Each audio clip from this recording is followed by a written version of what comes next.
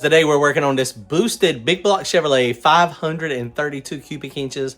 Let me show you what we got going on. It's going to be a long block today.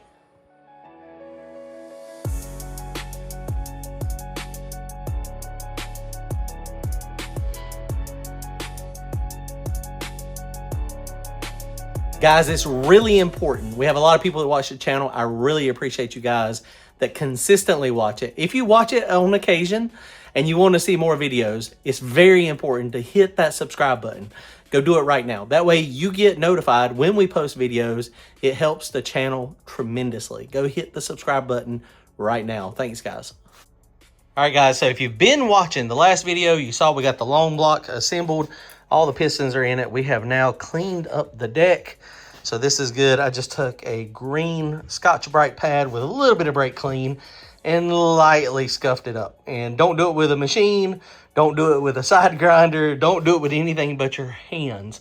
And it really does come clean. You just have to be careful. I need to get this Hylomar. I need to get the razor blade to get that off. But very carefully. It's amazing. A couple thousandths, a half a thousandths, a quarter thousandths. If you scrape it too hard with a machine, it will make dents and dings, and it makes it bad. So long blocks together. We're going to get the head on it now. This is the oil pan we've been using. I've been looking for a two-piece oil pan, but they are super expensive. Brandon has one, and I found a used one, but we don't know if it's going to fit or not.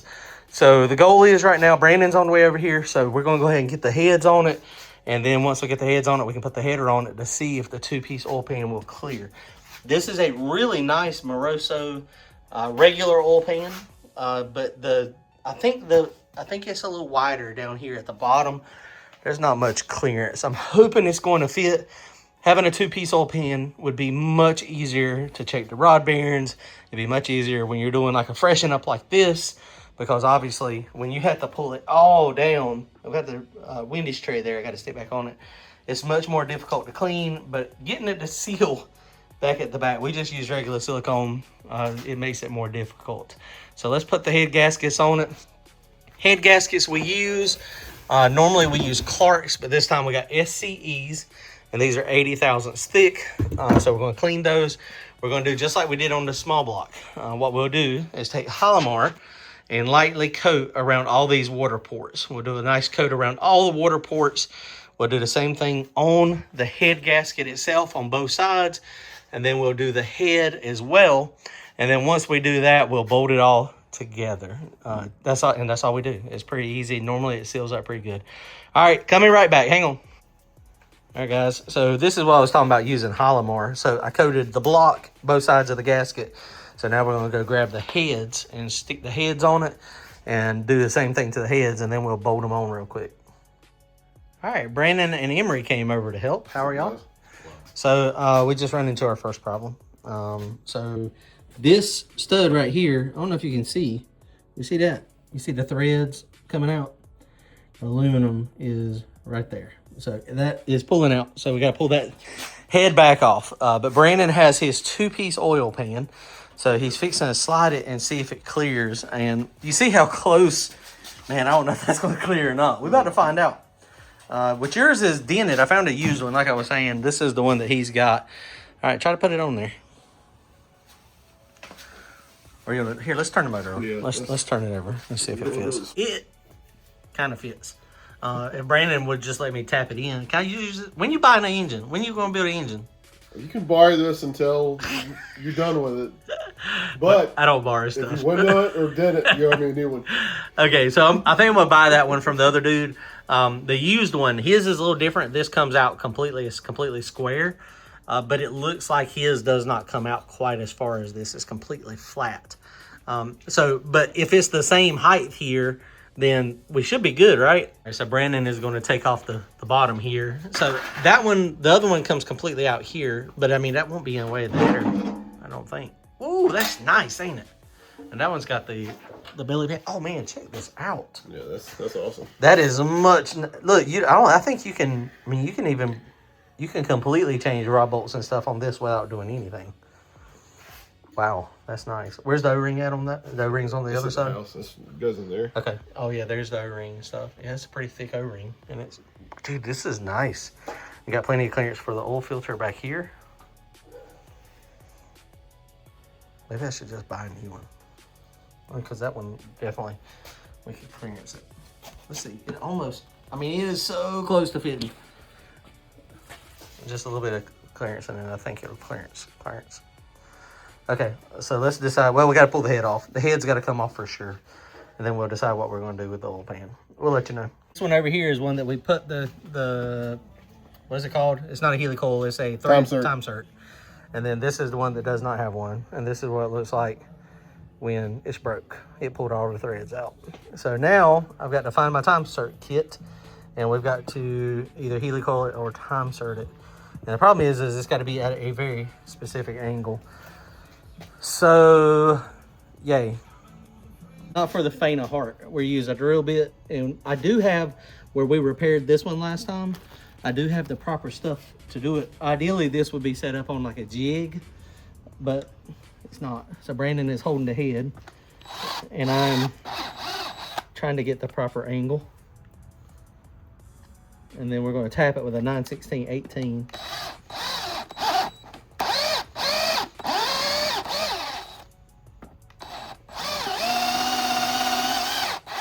This would definitely be better if we had the proper equipment. Not on a shaky table? Not on a shaky table. All right, let's see. Precision eyeball work. Precision guessing. How does that look? Does that look reasonably close? Yeah, it's... I mean, the hole is kind of, I mean, when we did it, we made the hole so that we barely upsized the hole. I mean, it's going down in there. I mean, if we have to modify the grip a little bit, that just is what it is. I mean, it's tapping it though. This is a 9/16. What we got is a Time Sert thread cert. This is a 9/16/18. Be much better if we were at a machine shop. We had a machine shop available. Is it thread cert where you break the tab off in the bottom, or is that something else? No, that's something else. This is a thread cert. Here you go. That is a thread cert. So that's what we're going to put in there. And so basically it's a 9/16/18. And then this other one was a coarse thread, which wherever they are, Yeah, that's these. there's the black ones in here. Oh, okay. And so we ended up, I don't have the tap for that, but you see the coarse thread and fine thread. Last time when I ordered the fine thread, but it took longer to get here, so we got those quicker. So yeah. Okay guys, so we got our thread insert here. We'll put some Loctite on it, and the goal is to make this thing pop down in there. Now this would be nice if we were to get this resurfaced again now, but that is not an option.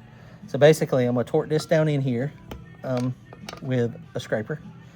And then we're going to take a flap disc on the side grinder, and we're gonna go zzz, and we're gonna get it level.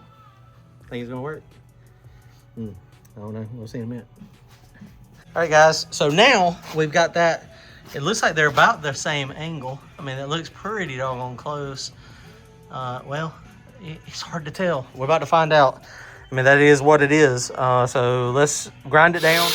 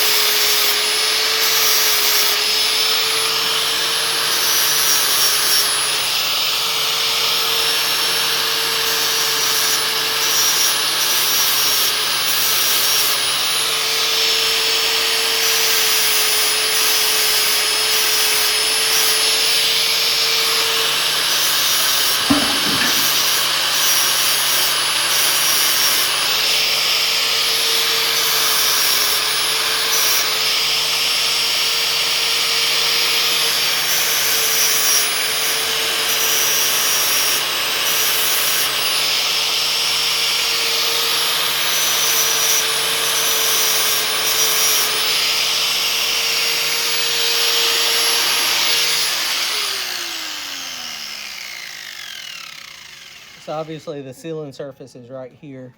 This is up past the deck. So, I mean, I've touched it just a little bit there. I can't really feel it, but I have touched it.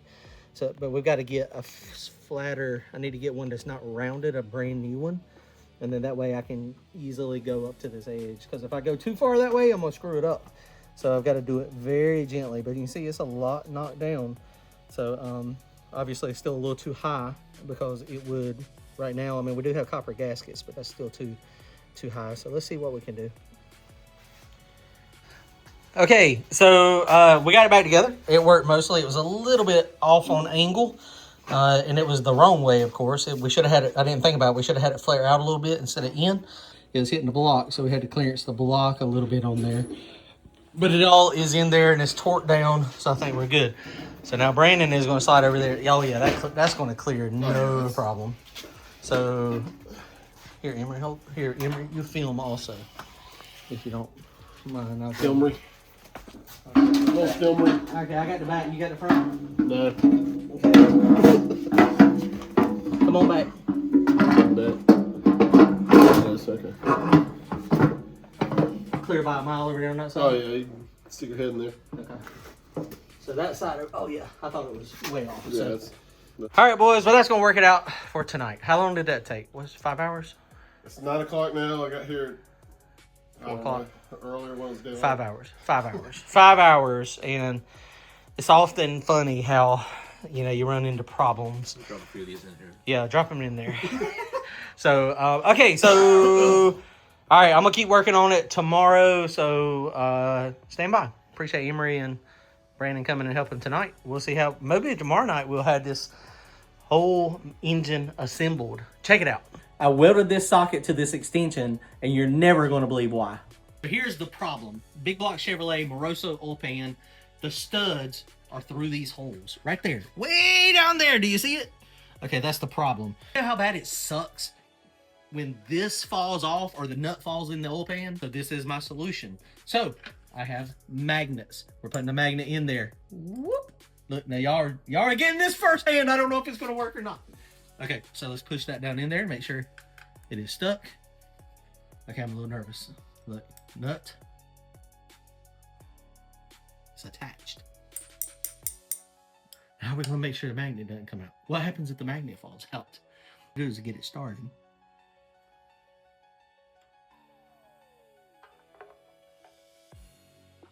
It worked! I think. Put it down there and see if there's any magnet stuck to it. There's not a magnet stuck to it! It works. High five, baby. Let's go. Redneck hack, baby. Okay, guys, just like that, the oil pan is on. I'm going to insert, if you didn't see it, go watch the short on what we had to do to, yeah, we made a tool to make it so it's a little easier to get the studs, the nuts down in there. So Chase come out here and help me, so it's pretty cool. Okay, so let's flip this thing over, and then we're going to get the rockers on it, and we're going to go ahead and prime the engine. Okay, getting really close here. Got all the lifters in it, lubricated those up real good. Everything's nice and smooth. I've got the rocker stands on. These T&D rockers, wow, they're amazing. The stands are amazing. Put the shorter bolts in the intake. You do have to put glue on it, silicone, so that it does not suck oil. So you do that, and then the longer ones go in the exhaust. So what I'm going to do here is I'm going to just rotate the motor. Remember, I didn't change any of this stuff, so all this is still on there. But we're going to rotate the engine to where the lifters are on, and then we should be able to just bolt the rockers on it. Now, something I am going to do also, I am going to prime the engine on the engine stand here. I've got it capped off back there.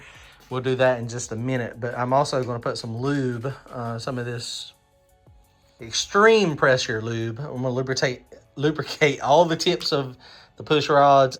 CMD, Pete Harold, he uses that stuff all the time. That's actually where I learned about it. Didn't know anything about it, HED.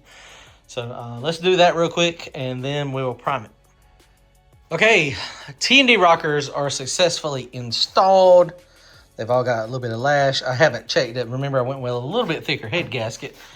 80 thousandths gasket versus a 70, but they did take off 2.5 thousandths. So we do have a little bit of extra clearance there. So, but I'm fixing to prime it up. So we're going to put our Lucas oil down in here. We'll go ahead and pour. I'm not going to pour 10 in it yet. I'll probably just pour like 5 in it right now. And then we're going to prime it. I'm going to show you how to prime it. We're going to do it without the intake on it. And that way you'll be able to see what all is happening, where the oil is coming out. And it should come all through the rockers. Okay, so we're about to prime it. Got about 4 quarts of oil in this thing. Got our Wix filter on there. Normally run the longer one, but I didn't have a longer one now, so I had one of these. This is our priming tool, basically. Big block Chevrolet, small block Chevrolet. I think they're all the same, basically. The heights are a little bit different, which normally this piece here is what steadies it on the intake, and that kind of holds it. And so obviously we don't have the intake on it, so we're just gonna run it here. And there is an oil galley down there, so that's what this is for here, to allow oil to go. And it's about the right height though when you do that. So it's just gonna hold it bottom out. Let's prime it up, see what we got.